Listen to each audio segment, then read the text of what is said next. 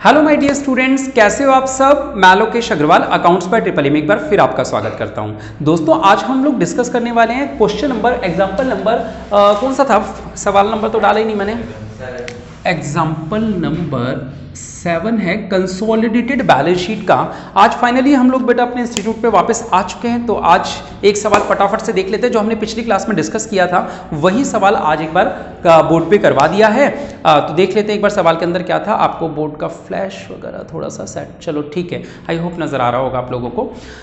देखिए बेटा, सबसे पहले हम सवाल के अंदर निकालेंगे परसेंटेज ऑफ होल्डिंग, जैसे कि हमेशा निकालते हैं। सवाल में नीचे इन्वेस्टमेंट में हमें दे रखा है कि 1.5 लाख के हमने 15,000 शेयर खरीदे हैं, जबकि कंपनी के टोटल शेयर थे 20,000। तो 15,000 divide by 20,000, 1500 divide by 2,000, sorry 75% shares हो गए, 75% होल्डिंग हो गई हमारे पास।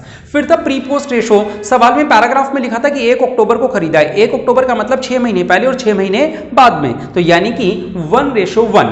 अब इस सवाल का नया पॉइंट, जो इस सवाल में नया था, बाकी किसी भी सवाल में नहीं आया, वो पॉइंट था बेटा हमारा सवाल में। एक बार पढ़ के बता दूं आप लोग को। लिखा था कि a dividend of 15% was paid in January for the year 2017-18। हमारे पास एक साल पुरानी बुक है, तो उसमें एक साल और ज्यादा पुरानी वैल्यूज है। आप अगर लेटेस्ट बुक पढ़ रहे होंगे तो उसमें अलग वैल्यूज मिलेंगी। तो बेटा यहां लिखा है कि डिविडेंड दिया है किसने, सब्सिडरी कंपनी ने। कौन से साल का, पिछले साल का। इंटरिम डिविडेंड नहीं है ये, इंटरिम डिविडेंड होता है अगर सेम 18-19 लिखा होता, 18-19 की बैलेंस शीट और 18-19 लिखा होता तो इंटरिम डिविडेंड। 17-18 का डिविडेंड दिया है, तो सीखो इसमें कैसे करते हैं। पिछले साल का, प्रीवियस ईयर का डिविडेंड। पहली बात तो डिविडेंड टोटल होगा कितना, सर 2 लाख रुपए टोटल कैपिटल थी, उसका 15% यानी कि 30,000 का डिविडेंड होगा। अब इसका इफेक्ट क्या करना है, सर ये 30,000 रुपए जो है, इस डिविडेंड को क्या करना है, कंपनी की नेट वर्थ में से माइनस करेंगे और कंपनी के प्रॉफिट में प्लस कर देंगे। डबल इफेक्ट क्या होंगे, कंपनी का जो करंट ईयर का प्रॉफिट है वो हमारा कम दिख रहा होगा, क्योंकि कंपनी ने प्रॉफिट बांट दिया तो वो कम दिख रहा होगा। तो इस साल का करेक्ट प्रॉफिट पता लगाने के लिए क्या करेंगे, कंपनी के प्रॉफिट में इसको ऐड कर देंगे। यानी ये सब्सिडरी का जो वर्किंग नोट है हमारा ये रहा, प्रॉफिट ऑफ सब्सिडरी। जैसे इंटरिम डिविडेंड इसमें जोड़ते थे, उसी तरह ये भी यहां पे प्लस हो जाएगा।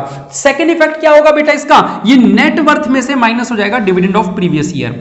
देखो प्रॉफिट जो वर्किंग नोट बनता है, इसमें dividend of previous year plus हो जाएगा, और यहां कंसोलिडेटेड P&L में प्रॉफिट ऑफ प्रीवियस ईयर क्या हो जाएगा, माइनस हो जाएगा। सॉरी कंसोलिडेटेड नहीं, कहां गया वर्किंग नोट, ये रहा नेटवर्थ वाला। नेटवर्थ वाले में 30,000 रुपए माइनस हो जाएंगे। बेटा ये वर्किंग नोट 5 नीचे बना हुआ है, 6 ऊपर है, ऊपर नीचे हो गए हैं, 5 नीचे बना हुआ है, इसमें 30,000 प्लस करना है और नेटवर्थ वाले में 30,000 माइनस करना है। ये दूसरा बेटा, इसके अंदर आपको क्या करना है, जो डिविडेंड हमें मिला हो होल्डिंग कंपनी को, इस 30,000 में से 75% यानी कि 22,500 हमें मिल गया। बेटा 22,500 रुपए हमें मिल गया, जिसके हम मालिक ही नहीं थे। हमने इन्वेस्टमेंट के चैप्टर से सीखा था, सर ये हमारी कॉस्ट ऑफ इन्वेस्टमेंट की वैल्यू को कम करता है, हमारी इनकम नहीं होता। यानी हमें क्या करना है, इस 22,500 को जो हमें मिला होगा, अपनी कॉस्ट ऑफ इन्वेस्टमेंट कम करेंगे और कंसोलिडेटेड P&L में से भी माइनस कर देंगे, क्योंकि ये प्रॉफिट नहीं था। आओ बेटा, कंसोलिडेटेड P&L ये बना हुआ है, 22,500 रुपए देखो यहां कम हो गए। और गुड, जब ये मैंने कॉस्ट ऑफ इन्वेस्टमेंट लिखी तो वो नहीं लिखी जो बैलेंस शीट में थी, उसमें से माइनस कर दिए 22,500। तो डबल ट्रीटमेंट आ रहे हैं समझ में। आप अपनी इन्वेस्टमेंट की वैल्यू भी कम करोगे और अपना P&L भी कम करोगे। रीजन जानना चाहते हो तो सवाल की अगली लाइन में लिखा है कि इसको सवाल वालों ने, एच लिमिटेड ने P&L में क्रेडिट कर लिया था। इसका मीनिंग क्या हुआ कि एच लिमिटेड ने इसको P&L प्रॉफिट मान लिया था, तो प्रॉफिट में से किया माइनस और इन्वेस्टमेंट से भी किया माइनस। ठीक है, तो ये आज का नया पॉइंट था। अनरियलाइज्ड प्रॉफिट, इसमें क्या हुआ, एच ने एस को बेचा है। हाँ, अगर ये वाली लाइन नहीं होती कि इसने क्रेडिट किया तो भी मैं कह रहा हूं जब जब ये पॉइंट होगा प्रीवियस ईयर का, हर बार यही होगा कि P&L क्रेडिट कर लिया उसने, हर बार यही होगा। हाँ, नहीं भी लिखा तो भी आपको यही मानना है। ठीक है, अच्छा अनरियलाइज्ड प्रॉफिट, इस पर क्या है, एच ने एस को माल बेचा है 33% ओन कॉस्ट। बेटा 8,000 का माल था, प्रॉफिट है 33, सेल वैल्यू से डिवाइड कर देंगे तो 2,000 का जो प्रॉफिट निकलेगा वो एक तो स्टॉक में से माइनस होगा, एक तो स्टॉक में से माइनस होगा, दूसरा क्या होगा बेटा, वो कंसोलिडेटेड P&L में से माइनस होगा, क्योंकि हमने वो पैसा कमाया ही नहीं रियल में, है ना। तो एक बार स्टॉक में से 2,000 कम होगा। ये देखो स्टॉक स्टॉक स्टॉक, ये रहा 2,000 रुपए यहां पे कम हो गए हैं, और दूसरा अनरियलाइज्ड प्रॉफिट 2,000 रुपए यहां कम हो गए हैं। ठीक है, चलिए नेक्स्ट देखते हैं बेटा क्या।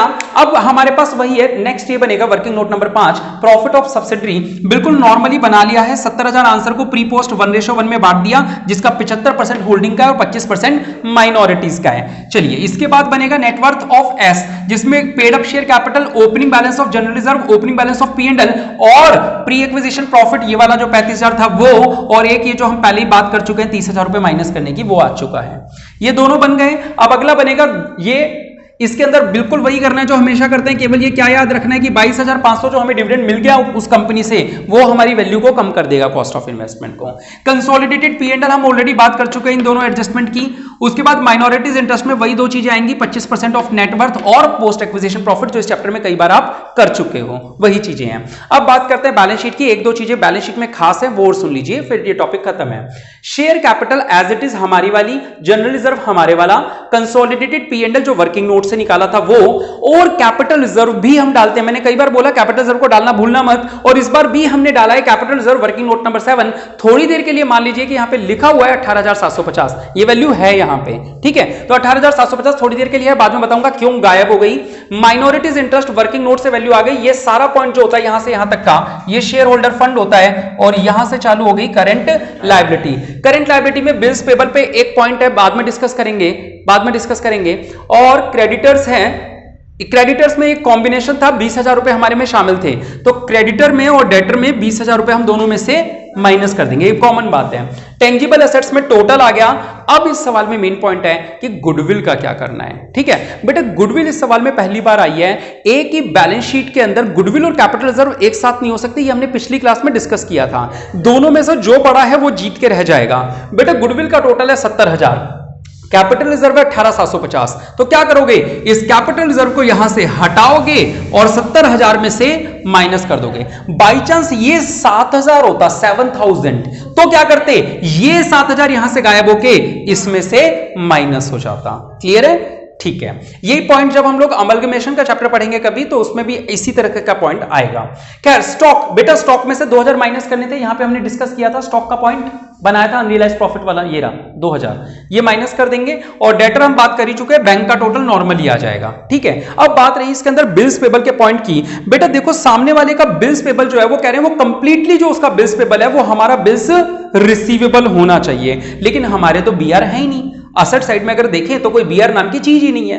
अगर बीआर की चीज होती तो वो पूरे के पूरे क्या होते, जितने ऊपर में से माइनस हो रहे हैं, यानी कि 19,000, शायद कितना था, 40,000 था या 19,000 का कॉमन था क्या, कॉमन कितना था बिल्स पेबल, नहीं 40 थे, पूरे 40 थे, ऑल बिल्स पेबल, यानी पूरे जो उसके 40,000 के बिल्स पेबल हैं वो हमारे बिल्स रिसीवेबल दोनों में से माइनस हो जाते हैं। हमारे बीआर तो दिख नहीं रहे, पता है क्यों नहीं दिख रहे, क्योंकि हमने वो सारे बैंक से डिस्काउंट करवा रखे हैं। तो अगर वो यहाँ पे बीआर दिख रहे होते तो हम दोनों में से 40-40 यहाँ पे माइनस कर देते, कॉमन ट्रांजेक्शन कट जाती।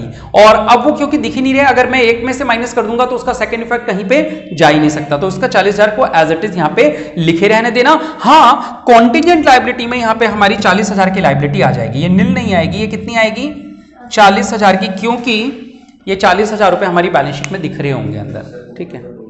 हाँ उन्होंने नहीं दे रखे, आप भी लिखो चाहे मत लिखो, है ना, क्योंकि उन्होंने पहले से और भी नहीं बताया हुआ कि हमारे कोई और हैं या नहीं है, इसलिए उन्होंने नहीं लिखा है, तो चाहे आप इसको गैप कर सकते हो, ठीक है।